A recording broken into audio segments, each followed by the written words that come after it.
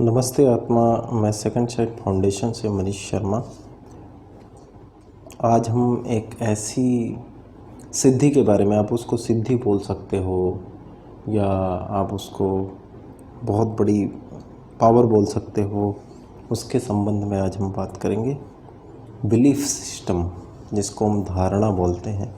अभी इसको आपने बिलीफ सुना तो इसको कमज़ोर समझने की कोशिश मत करना। जो मैं बताने जा रहा हूँ वो पूरा वीडियो सुनना, तब समझ में आएगा कि बिलीफ की पावर कहाँ कहाँ पे यूज़ होती। ये बहुत बड़ी सिद्धि है। यम नियम, आसन, प्राणायाम, प्रत्याहार, ये सब तैयारियां हैं सिर्फ इसको पाने के लिए। धारणा की सिद्धि के लिए ये सारी तैयारियां हैं। ये स्टार्टिंग है। यम नियम, आसन, प्राणायाम, प्रत्याहार, ये चीज़ें जितनी हम लोग करते हैं ये सिर्फ धारणा की तैयारी है। धारणा के बारे में आप अगर जानेंगे तो आप चकित हो जाएंगे कि ये क्या है। बहुत बड़ी पावर है। तो आप ये पूरा वीडियो ज़रूर देखें। इस संबंध में हम लोग बात करेंगे आज। इससे पहले आप लोगों को बता दूं कि जो हमारा सबसे पॉपुलर कोर्स थर्ड आई का है वो ऑनलाइन हम लोगों ने स्टार्ट कर दिया हुआ है और अच्छे रिज़ल्ट्स उसके आ रहे हैं। तो जिन जिन को करना है वो कर सकते हैं और हमारे चैनल पे जाके इसके संबंध में काफ़ी सारे रिव्यूज़ और वीडियो देख सकते हैं। तो धारणा के संबंध में पहले मैं आपको एक स्टोरी सुनाऊंगा। वो स्टोरी सुने अच्छे तरीके से तो आपको बहुत सारी चीज़ें समझ आएंगी। स्टोरी है वुल्फ मैसन की। जर्मनी की एक ट्रेन में, वो उस समय 15-16 साल का होगा उस समय, और वो एक सीट के नीचे छिपा पड़ा था क्योंकि उसके पास टिकट के पैसे नहीं थे और वो टिकट नहीं खरीद पाया था। तो टीटी टिकट कलेक्टर जैसे उसके पास आ रहा था और उसको देख के उसको डर लग रहा था। वुल्फ मैसन ने अपनी आत्मकथा लिखी है जो कि रूस में प्रकाशित हुई है। तो उसमें उसने बताया है कि वो दिन बड़ा अजीब था, वो ट्रेन वाला दिन, कि जर्मनी की एक ट्रेन में वो सफ़र कर रहा था और उसके पास टिकट के पैसे नहीं थे और टीटी ने आके बोला कि टिकट प्लीज़। मैसन के पास टिकट तो थी ही नहीं, बट उसने पास में पड़ा हुआ एक कागज़ का टुकड़ा या रद्दी पेपर था, उसको उठा के उसने पकड़ा दिया टीटी को, टिकट कलेक्टर को। तो वो बड़ा चकित हुआ टिकट कलेक्टर। उसने बोला जब आपके पास टिकट है तो आप नीचे क्यों लेटे हो। 1910 के आसपास की स्टोरी है। उसने बताया उस बुक के अंदर कि उस समय मैंने वो सिर्फ रद्दी का पेपर उठाया और मैंने संकल्प किया, धारणा बनाई कि ये टिकट है और मैंने उसको पकड़ा दिया टिकट कलेक्टर को और उसको वो टिकट ही नज़र आई। उसने लिखा है अपने बुक में कि इस घटना ने मेरी पूरी ज़िंदगी बदल दी और पीछे पूरे 50 से 60 ईयर के बीच में सबसे प्रभावशाली व्यक्ति वो इस समय पृथ्वी पे हुआ है, जो धारणा के संबंध में सबसे प्रभावशाली व्यक्ति में गिनती हुई उसकी। वो एक जगह पे रूस के अंदर अपना कहीं पे प्रोग्राम मंच के ऊपर दिखा रहा था कि विचार कैसे आदान प्रदान होते हैं, और उसी समय पुलिस ने आके पर्दा गिरा दिया और बोला मैसन अब गिरफ्तार हो चुका है। तो उसके बाद और उसको पकड़ के वहाँ का जो सबसे बड़ा अधिकारी था स्टर्लिन, उसके पास लेके जाया गया और उसने कहा कि मैं मान नहीं सकता हूँ कि अपनी आंतरिक धारणा से किसी और की धारणा को प्रभावित किया जा सकता है।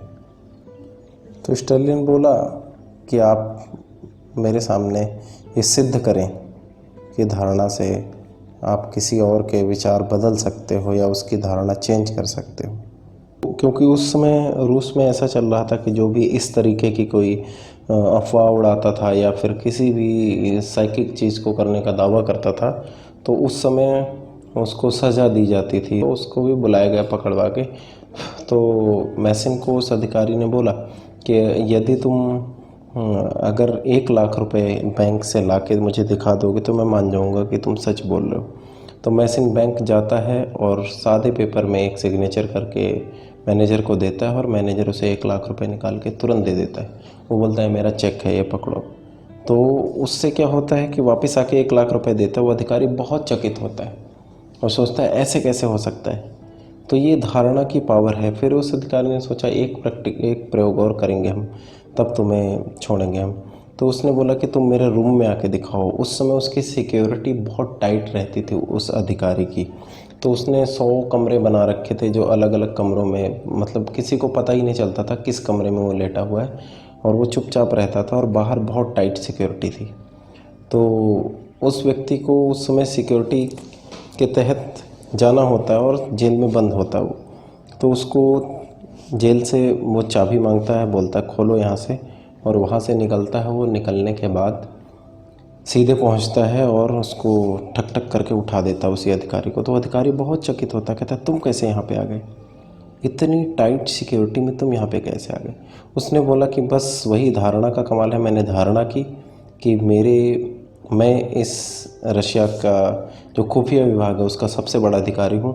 बस ऐसा सोचते ही आपके सारे जितने भी आपके यहाँ पे अधिकारी हैं या जो भी आपके सिक्योरिटी फोर्सेस हैं वो सब मुझे सैल्यूट ठोकने लगे और मुझे यहाँ तक छोड़ के गए।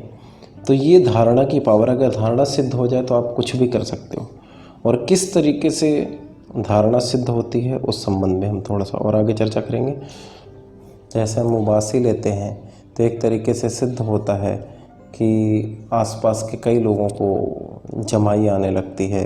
जो जमाई या उबासी या बड़ा मुंह करके हम जो सांस लेते हैं तो कई लोगों को आने लगती। तो कहीं ना कहीं वो ट्रांसमिशन तो हो ही रहा है विचारों का कि मैं ले रहा हूँ तो सामने वाला क्यों कर रहा है। तो बहुत छोटे फॉर्म में हो रहा है तो इसको बड़े फॉर्म में भी किया जा सकता है। मेरा कहने का मतलब सिर्फ ये है कि इसको बड़े फॉर्म में भी हम कर सकते हैं चाहे तो। धारणा की अवस्था में मन पूरी तरह शांत हो जाए तो आप धारणा की सिद्धि प्राप्त कर सकते हो। और मन को शांत करना इतना आसान नहीं, इसीलिए विचारों को कम करना है। और जितना आप विचारों को कम रखते जाएंगे उतनी आपकी धारणा सिद्ध होती जाएगी। जैसे कि बिलीफ सिस्टम जिसको हम बोलते हैं, बिलीफ याद रखिए, बिलीव विश्वास वाला नहीं बोल रहा हूँ मैं, बिलीफ बोल रहा हूँ जिसको धारणा बोलते हैं। तो वो आपका मजबूत होता चला जाएगा। और अगर आपका बिलीफ सिस्टम मजबूत होता गया तो आपके सामने चीज़ें ऐसी बन सकती हैं, आप स्वयं चीज़ें बना सकते जो मन में कर लोगे। जो पुराने ऋषि मुनि आशीर्वाद या श्राप जिनका लगता था वो धारणा के कारण ही लगता था। तो उनके अंदर धारणा सिद्धि होती थी। तो धारणा सिद्ध करना, आप किसी भी तरीके से मन को काबू अगर कर सकते हैं तो धारणा सिद्ध हो सकती है। और मन को काबू करना, विचारों को कम करना, वो निर्भर करता है आपकी साधना पे, आपकी थर्ड आई पावर पे और आपके इंटरनल जो पावर है उसके ऊपर निर्भर करता है। तो वो किस तरीके से हम स्टार्टिंग करेंगे, इसका सीधा सा उपाय है कि जितना आप सांसों को धीमा करता जाएंगे, जितना सांसों को धीमा, गहरी सांस लीजिए, बहुत देर में सांस लीजिए पहले, फिर धीरे धीरे प्रोसेस आएगा कि सांस इतनी चलेगी कि सिर्फ नाक के अंदर तक जाएगी, फेफड़ों तक सांस नहीं जाएगी आपके ज़िंदा रहने के लिए। जब सांस अंदर नहीं जाएगी तो आपकी धारणा सिद्ध हो जाएगी। ज़्यादातर प्राणायाम और आपके जो भी योगाज़ हैं उनके अंदर ज़्यादातर यही बताया जाता है कि आप ज़्यादा से ज़्यादा ब्रीदिंग करो, सांस लो, क्योंकि आपको बॉडी को ऑक्सीजन की ज़रूरत होती है अच्छा स्वस्थ रहने के लिए। लेकिन कभी आपने गौर किया है कि जितने भी योगीज़ हैं वो हिमालय पे क्यों चले जाते हैं तपस्या करने? क्योंकि वहाँ पे तो बहुत ज़्यादा ऑक्सीजन की कमी है। ऊपर आपने सुना होगा, कहीं दर्शन करने गए होगे तो आपको पता होगा, कहीं आप टूरिस्ट प्लेस पे गए होगे ऊंचाई पे तो बोलते हैं ऑक्सीजन की कमी हो जाती है तो चॉकलेट वगैरह कुछ खाते हैं वहाँ पे या च्युइंगम चबाते हैं, ऐसा कुछ रहता है। तो ऐसा क्यों है? तो ये बहुत समझने की ज़रूरत है क्यों होता है। उसका मैं तरीका बताता हूँ। यूट्यूब पे ये सब चीज़ें डिस्कस करने वाली नहीं होती, ये क्लास की बातें हैं, लेकिन मैं आपको यहाँ पे बता रहा हूँ कि वो किस लिए होता है। क्योंकि हमारे ब्रेन में अगर ऑक्सीजन कम जाएगी, अगर हम उसको साध सकें, तो ऐसा नहीं कि घर में आप सांस नहीं ले रहे हो तो पता लगा कि ब्रेन हैमरेज हो गया, तो घर में नहीं करना है। अगर आप अच्छे योगी हो तो ब्रेन को जितनी कम सांस मिलेगी उतने कम थॉट्स आएंगे, तो वो एनर्जी को अपनी बॉडी से ख़त्म करते हैं। कम खाना, कम ऑक्सीजन, खाना भी बहुत कम खाते हैं योगी लोग, तो कम ऑक्सीजन, कम खाना, इसकी वजह से उनकी धारणा सिद्ध हो जाती है।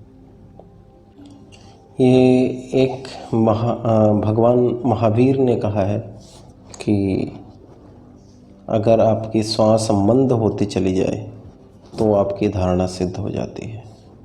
इससे व्यक्ति की चित्त की शक्ति बढ़ जाती है और फिर वह जो भी सोचता है वह घटित होने लगता है।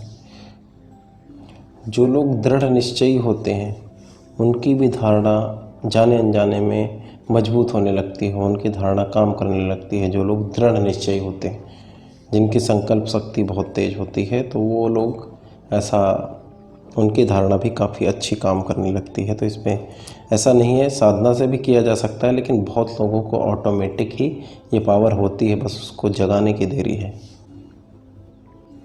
और हमारे हिंदुज़म या जैनिज़्म या बुद्धिज़्म में ऐसा बोला गया है कि जिस व्यक्ति को धारणा सिद्ध है उसको योगी या अवधूत जैसी उपाधियों से नवाजा जाता है।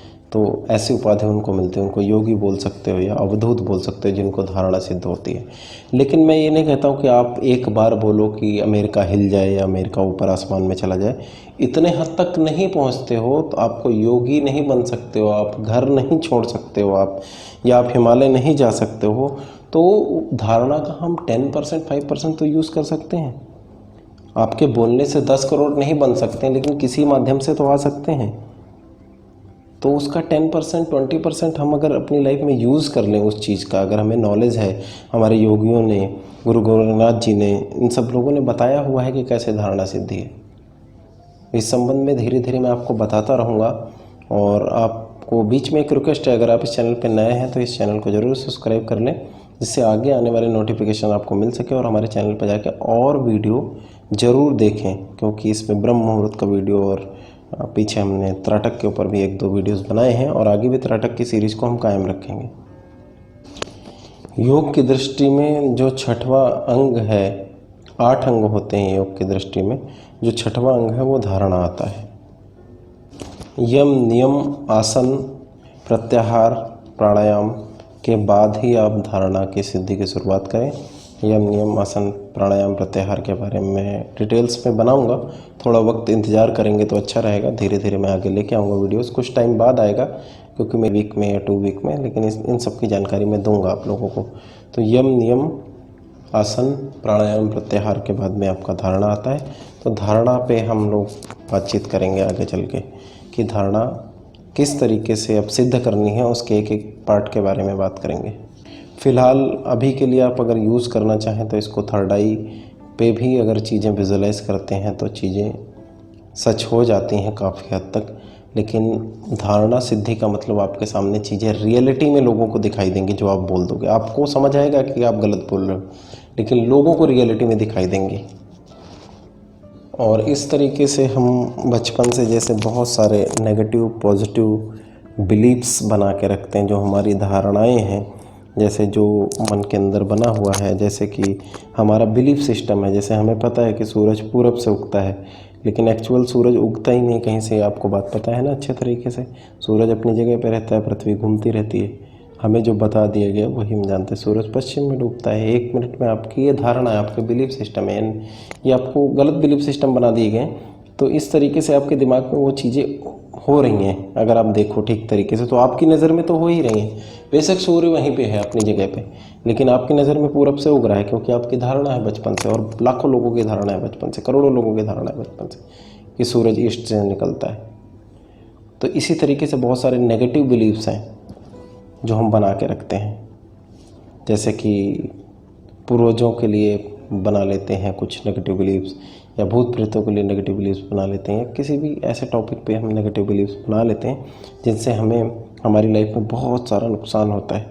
और नेगेटिव बिलीव्स बनते कैसे हैं? जब बहुत ध्यान से हम लोगों की बात सुनते हैं। जैसे किसी हस्बैंड वाइफ में लड़ाई होती है, उसको हम बहुत ध्यान से, उसका बहुत एंजॉय कर कर के उसको सुनते हैं। तो जब हमारी लाइफ में प्रॉब्लम आती है तो फिर भागते हैं इधर उधर कि हमारी हस्बैंड वाइफ की लाइफ ठीक नहीं चल रही। तो बस सिर्फ और सिर्फ उस बिलीफ को तोड़ने की ज़रूरत है। अगर एक बार बिलीफ टूटा, ऑटोमेटिक आप ठीक हो जाओगे, आपको किसी भी हीलर के पास जाने की आवश्यकता नहीं पड़ेगी। तो उस बिलीफ को अगर तोड़ पाए तो नेगेटिव बिलीफ्स तोड़िए, पॉजिटिव बिलीफ्स बनाइए। पॉजिटिव बिलीफ बनाने से आपकी लाइफ में ज़रूर चीज़ें अच्छी होंगी। मैंने बिलीफ के बारे में इतनी लंबी स्टोरी इसलिए बताई क्योंकि लोग बिलीफ सिस्टम को बहुत छोटी चीज़ समझते हैं कि पॉजिटिव बिलीफ्स बनाइए, और पॉजिटिव बिलीफ्स बना के हम कहते हैं मैं करोड़पति हूँ, ऐसा बनाने से बन जाएगा। तो इतना आसान नहीं है धारणा पाल लेना।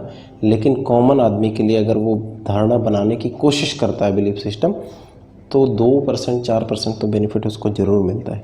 लेकिन 100% धारणा सिद्धि बहुत कठिन है, उस मामले में भी हम बात करेंगे आगे आने वाले समय में। पार्ट 2 में हम लेके आएंगे, वीडियो बहुत लंबा हो रहा है और इतना लोग देखते नहीं हैं, तो पार्ट 2 में हम लेके आएंगे कि किस तरीके से हम धारणा की सिद्धि कर सकते हैं, और कोशिश करेंगे साथ में, मैं भी साधना करूँगा, आप भी करना। मैं झूठ नहीं बोलूँगा, अभी हमने भी धारणा की सिद्धि नहीं की हुई है, लेकिन कोशिश करेंगे हम आप मिल के साथ में लोग करते हैं, हम आप लोग।